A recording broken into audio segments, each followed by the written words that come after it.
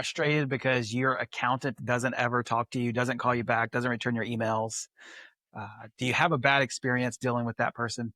Well, today, this podcast is for you. We're going to talk about what is a reasonable interaction with an accountant. Like, how often should you be meeting? What should you be talking about? What's the role that an accountant has? And so our goal today is to help you understand how the relationship that you have as a business owner with your accountant should work. Hey, everybody. I am Mike, and this is Matt, and you're listening to the One Step Better Business podcast. How you doing, Matt? What's up, man? How you been? Doing well. Doing real well. A lot of stuff to get into today. Hopefully setting some expectations on what a relationship with an accountant really should look like, and how information that they're providing should be driving decisions within your organization. But before we get too far into that, we're going to start off a little bit more lighthearted like we always do. Matthew Patrick, every single time you do something slightly annoying, you get $5. What bad habit of yours is going to make you rich? Staring at a ceiling? Eating terribly. I eat so bad. I eat like a 12-year-old boy. I was thinking about like honeycomb. First thing came to mind. My snack of choice is dry honeycomb. It's a bad habit. To be very clear, the cereal, not actually eating real honeycomb. No, not honey. Well, I might, but no, it is the cereal dry honeycomb. I like it as a snack. It's a bad habit, but I'd be super rich if that was my $5 I get every time I ate it. If somebody was going to give me $5 every time I did something slightly annoying, I would not give a flip about my actions, and I would be the most annoying person in the world. And I'm going to be. And that's not far off of now, Mike. Exactly. No. I just need somebody to give me $5 every time I do something slightly annoying. Yeah, I like, my favorite one is just giving my kids a hard time, all of them, and my wife. I like just giving everybody a hard time. That's not a bad habit, though. That's just habit. It's a habit. It's a good habit. It's a good habit, not a bad habit. Yeah. You know, a bad habit that some accountants have is never returning phone calls. One of the reasons that we get a lot of inquiries from new businesses is because, hey, I haven't heard from my accountant. They won't return my phone calls. They won't return my emails. And like, that's probably a top 4 reason why new businesses will return. Such a low bar. It is a very low bar in the accounting industry. And unfortunately, that is a bar that has been set. Why do you think that is? There's a lot of internal pressures. The CPA profession, accounting profession as a whole, is not thriving for whatever reason. There's a lot of other jobs that people get into, so it's not thriving. A lot of older accountants are either retiring or starting to kind of wind down their careers, and there's not a lot of new people that are kind of backfilling that role. A lot of people are just happy with, I got a good number of clients. I'm content with where I'm at. And I'm just going to kind of ride off into the sunset until something needs to change. So there's a lot of reasons. I think some of it is the relationship or the services they've offered to their clients are more transactional than relationship, probably. I need my tax return done. I need an audit. I need this thing, not necessarily an ongoing relationship you have with an accountant. They don't really picture them as a business, or the accountant doesn't think of themselves as a business coach or a advisor. They really are thinking them of, I'm doing this task for money. I think that's true, but I also think that's a poor job of setting expectations by the accountant. 1,000% agree. Yeah. Because regardless of, let's say you're my accountant, and the services that I have signed up for as a business owner is you're going to do my tax return every single year.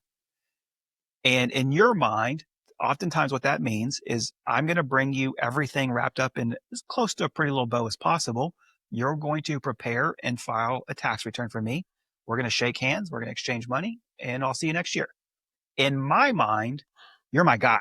Yeah. You are the person that I'm going to go to anytime I have any questions related around money, taxes, what should I do? And the expectation that I have and the expectation you have are not aligned. Exactly right. That's not my fault. It isn't your fault. The accountant hasn't clearly defined what services they're offering and what that looks like. And then they probably are, I would imagine, feeling well, I'm not getting paid for that meeting. Why would I meet with them? And Yeah. and so there's part of that. It's like getting your yard done. Are you just cutting my yard, or am I going to have the nicest yard in the world? Or when I have a problem with my sprinkler system, even though you're my yard guy, you only cut my yard. Am I calling you when the sprinkler breaks? That kind of stuff. I think there is this setting expectation of what is the services I'm asking for and what is the relationship I want with my accountant. And I think that's where it really Yeah. needs to be aligned. I think the aligning of those two things is important. I think we've done a good job of defining why we work with certain businesses and why we don't work with others. And I think our service offering is designed around having a relationship in addition to the stuff that has to be done because we want to guide you to be a better business owner and to have a business that's thriving and for you to have every opportunity to thrive. All those things are related for more of a comprehensive approach, but that's not every accounting relationship that Yeah. everybody has with their accountant for sure. Yeah. The reality is in the, I run a business and I need number stuff done with things because the government wants it or my bank wants it or like I have to do something in that world. There are a ton of tentacles that are not thought about. They're not, I'm not considering, well, if I need a financial statement in order to get a loan, that means that I actually have to have financial statements. In order to have financial statements, I need somebody to actually prepare them because I have no idea what I'm doing. There's a lot of things that's just like, I know the outcome, but I have no idea how to get there. And I'm going to lean on my accountant to help me figure that stuff out because it's attached to numbers. Yeah, and there's a vast. You're talking about the types of services accountants provide is broad. The needs of our of business owners is broad, and not all those things are 100% Yeah. aligned. And so, hey, we are a small business focused accounting firm that provides outsourced accounting and the tax work associated with that, and we help you do strategic planning and provide proactive advice. That's our service offering. That's so unique in the market. Like when you start thinking, there's probably 150 or 200 accounting firms in Memphis. I don't know anybody else is just doing what we do, only what we do. They may do a part of what we do. They also do this, this, and this, and they may have, well, I'm a specialist in forensics, or I'm a specialist in financial planning. Like there's 1,000 different options, Yeah. and so you may be misaligned with what your expectations are when you said I want to meet with my accountant. Well, what do they offer? Yeah. And so making sure you're competing, making sure the things are the same is usually a first. Yeah. I Are they think, the right fit for you? yeah. I think the good first step is to clarify what have I signed up for? That's the controllable thing is for me as the business owner. What did I sign up for? And if the reality is I only signed up to get a tax return filed, then I should not have expectations that my accountant is going to do anything other than file a tax return Correct. because that's what I've signed up for. Now, the reality and the hard part here is oftentimes that's not what I need. And so today, what we're going to do is we're going to talk through what is a reasonable expectation that I should have as a business owner for my accountant. How often should we meet? What should we be talking about? What questions should I ask? Yep. Sounds Let, great. let's start with what do I need? If I'm a business owner, I need accounting help. What really do I need? Well, there's three legs of this stool, in my opinion. Um, the easiest leg that almost all firms are going to do is the compliance piece, right? That is I have to get a tax return done. I may need some help with my sales tax. I have a payroll tax filing that needs to be completed. Um, those, I'll say government compliance type things. Those are the things that I know I have to do. But in our world, that's a number three on the list of things because those are results. Those are all byproducts of the other stuff that's important. Um, what I really would imagine most people would get the best benefit for would be how do you make more money? How do you make sure you're not overpaying in taxes? You know, guidance or sounding board for actions you're thinking about taking, assistance with maybe some goal setting around your financial information would be kind of number two. So we think of that as like insights and proactive advice. Like that's the part that I love the best. Mm-hmm. But in order to do that well, you have to have something to really rely on that you can make decisions from. And so we we say we're going to work in a collaborative way with the accountant. There's a piece of the the client's going to be responsible for on the accounting side. There's a piece that we're responsible for, make sure the stuff's done well, it's all correct. We can do planning off of it. We can be involved in that process to make that process more uh, simplified and easier. But that's what we offer. But what they're looking for generally is, I need this stuff done and I need somebody to help me. I don't know what I don't know. And or I want a sounding board, or here's what I'm thinking. Like that's what I would appreciate with my relationship with the accountant. Yeah, it's the educational piece of that. I don't know what I don't know as a business owner about the accounting world. I oftentimes, I shouldn't, I should say, I shouldn't abdicate the responsibility of my accounting functions. I should understand what we're doing, why we're doing those things, and how those things impact my tax answer, how those things impact my financing options. You know, what is the strategic piece of information that I'm getting from my accountant? Um, you mentioned not all firms do all three of those things, Correct. and that's where I think it gets difficult. Is it's easy to find somebody that maybe is just going to do my bookkeeping piece, which is my gathering information, and they're not necessarily going to help me with taxes, or they're not necessarily going to help me make strategic decisions. Some people want to only be involved in the strategic piece. Some people only want to be involved in the tax piece. Some people have other angles to that, whether they're doing a variety of different accounting functions. Um, but for us here at Patrick Accounting, those are the three things that we really rely heavily on in order to help our clients thrive.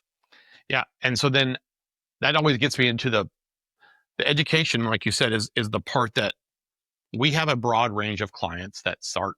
Some people don't know anything about accounting, and that is perfectly normal. We have some people that are like, I know a lot about accounting, I just don't want to do this stuff.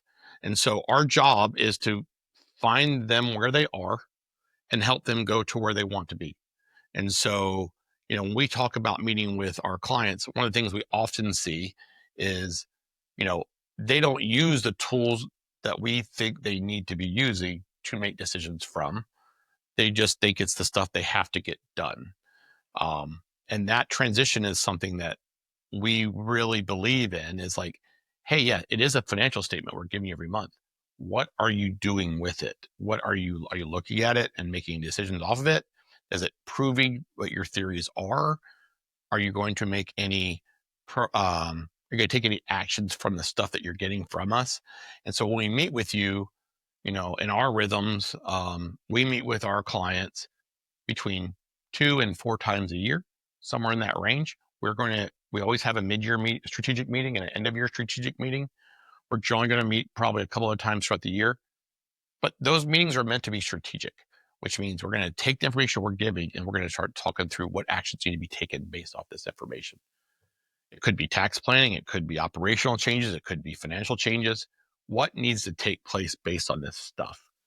And I don't know how well our clients and also other small business owners think of it that way, instead of just I'm meeting with my accountant just to kind of get an update on where I've already been. How can I, as a business owner, come to that meeting prepared to have a good conversation?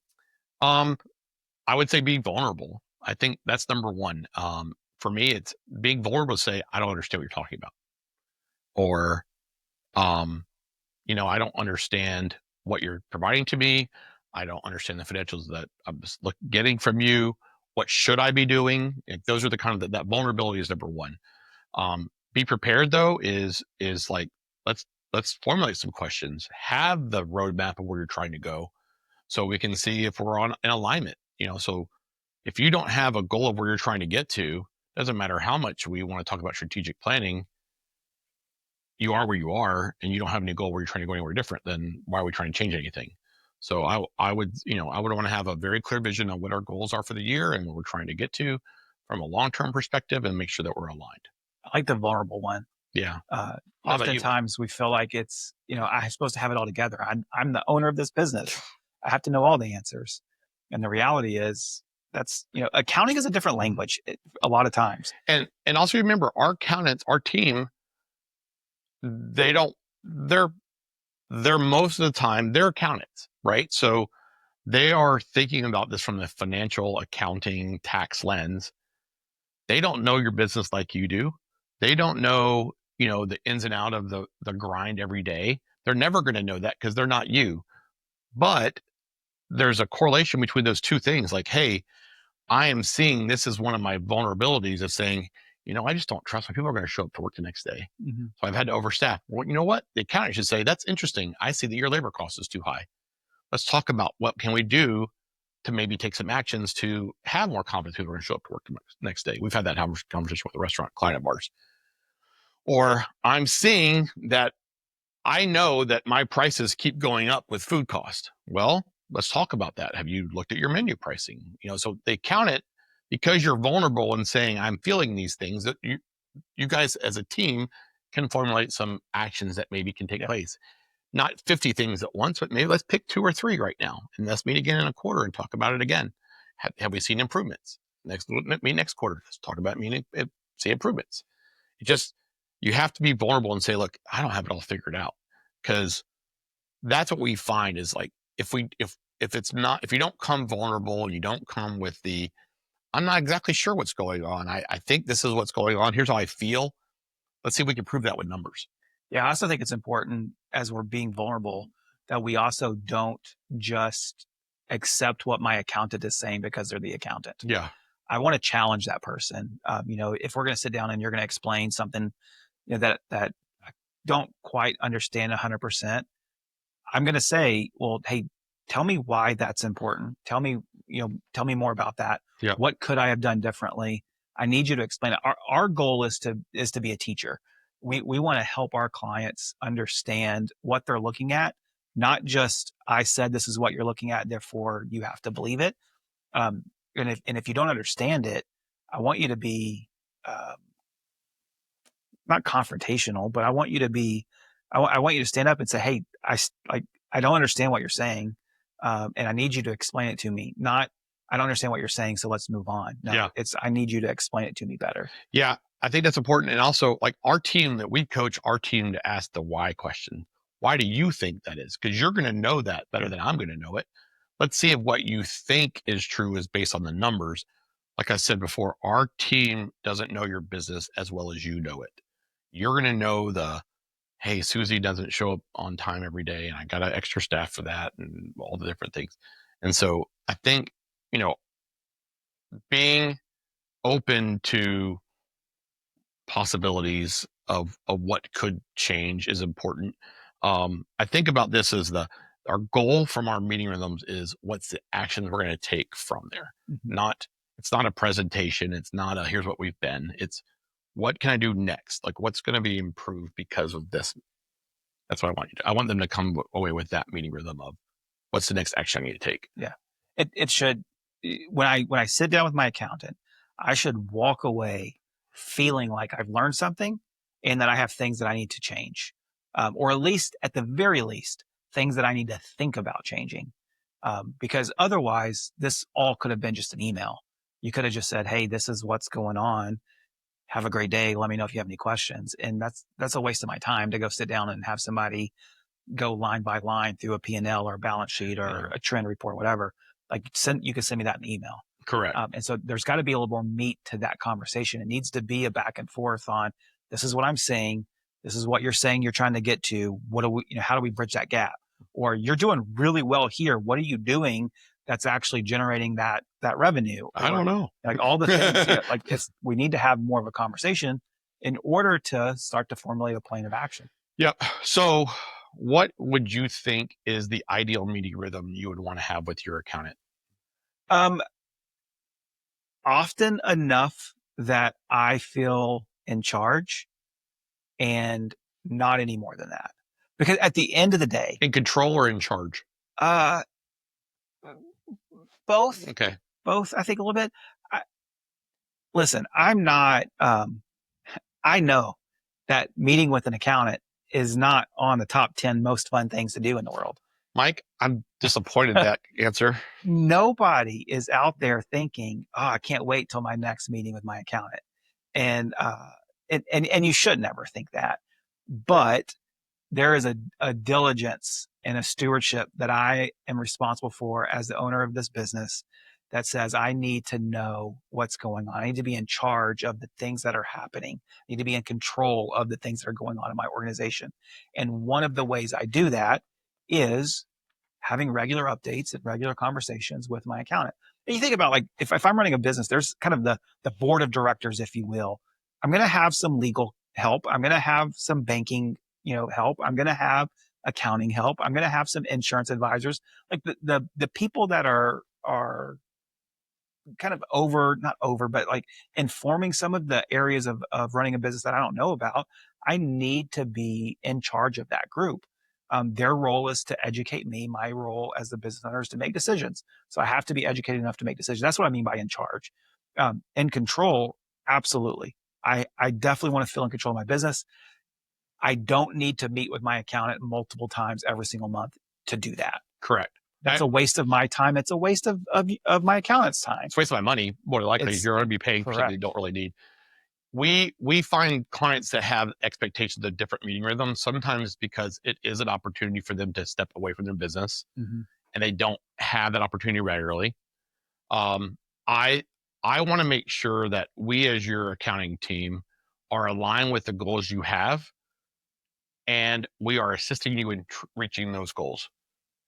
Part of our expectations of ourselves are that we have a couple of areas that we think are super important to give you every opportunity for your business to thrive. And we've talked about that before in our journey podcast.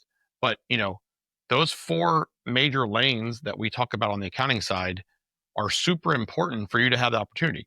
So understanding your numbers, making decisions off of them. That's number 1. Tax. Make sure you have a plan, how we're going to reduce the tax legally possible, how we make sure we have a plan of where the money's going. Processes and systems. How can I simplify this stuff so your chaos isn't running your office and you have control over it? And then growth and profitability. What are your goals? How are you going to reach your goals? What kind of actions we have to take to make those goals happen? And so that's kind of where I want our team to be staying in those lanes. And when I think about those meeting rhythms, we have to be aligned. If you're looking at new software because you're trying to solve a problem, I want that conversation to happen through the accountant, because there's probably a financial impact, both dollars, but also how that interaction happens in your systems and processes. Everything's are talking. We actually had this come up recently. A client just went out and bought an inventory system, didn't ask us, just did it. And well, now there's ramifications of that. Well, it doesn't actually report the way they want it to. And there's it's like, hey, that'd been a nice conversation to have before you made the purchase, not after. Yeah. We can talk through some of those things. As the accountant, I would say that I could probably accomplish all the things that I need to accomplish 2 to 3 meetings a year. Yeah. Like where we're actually sitting down, having maybe 30-minute, 45-minute conversation. This is where I'm relaying information that I feel is important to you. I could probably do that on my end in only a couple of meetings a year. But that's not, my goal isn't just to relay information. Correct. I'm also a resource for the businesses that I work for or work with. And it may be where, especially a newer client, I might meet with them a lot more over the course of a year. Yeah, because there's the education part of this, right? I have to get you leveled up. Like, you don't understand financial statements. Let's talk about what that looks like. Or even you don't understand how we do work. Right. And so, like, yeah, you might know how to read a P&L, but you don't know how to read the P&L that's coming from us, because we're probably going to make some adjustments as we start to get into your stuff. And so, we leave it open-ended to say, if you need to meet with us, we're here for that. But that there's also a lot of times, like, we can do this through 2 emails, or this could be a quick phone call, or I'm going to record a video, and so it doesn't always have to be meetings. For me, the meetings, we're sitting down, having a conversation, oftentimes over Zoom, sometimes here in office in person, and we're actually having some strategic conversations. That's going to happen 3 to 4 times a year. But there's always hey, I'm looking at buying an inventory system. What do you think about this? Hey, that's something we need to talk about. Let's schedule another meeting. Yeah. And we can only, and even not just we, but any accountant can only be as good as what you allow us into in those decisions. Correct. And so there's a 2-way street here. It's a relationship that's beyond just a transactional, here's my stuff, give me a tax return. Yeah, I think that's exactly right. We want to meet as frequently as necessary and make sure that you're getting the support you need Yeah. to help your business thrive.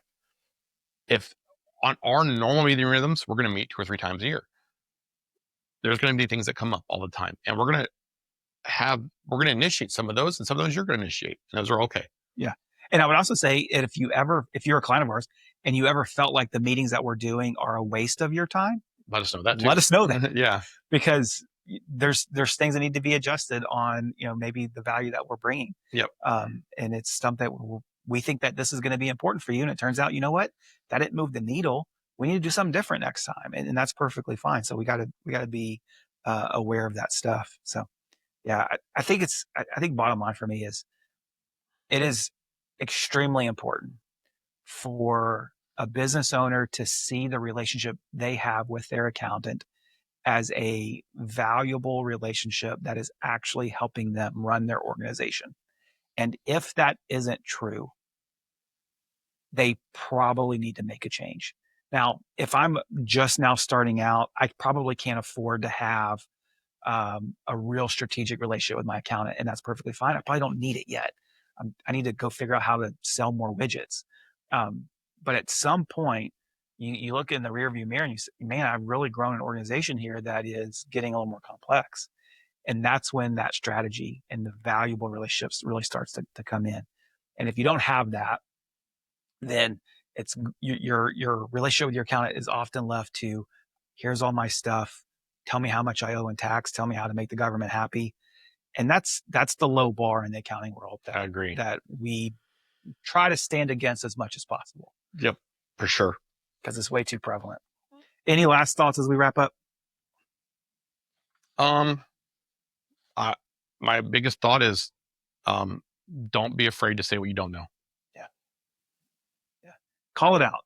Yep. Say, you know what, this doesn't make sense. I don't understand. Help me out. Yep. Good thoughts, Matt. Thanks. Thank you guys for joining us and listening to us talk about what to expect out of your accountant. Hopefully you find this helpful. If there's anything that we can do for you, please reach out and let us know. Thanks, everybody. Have a great day.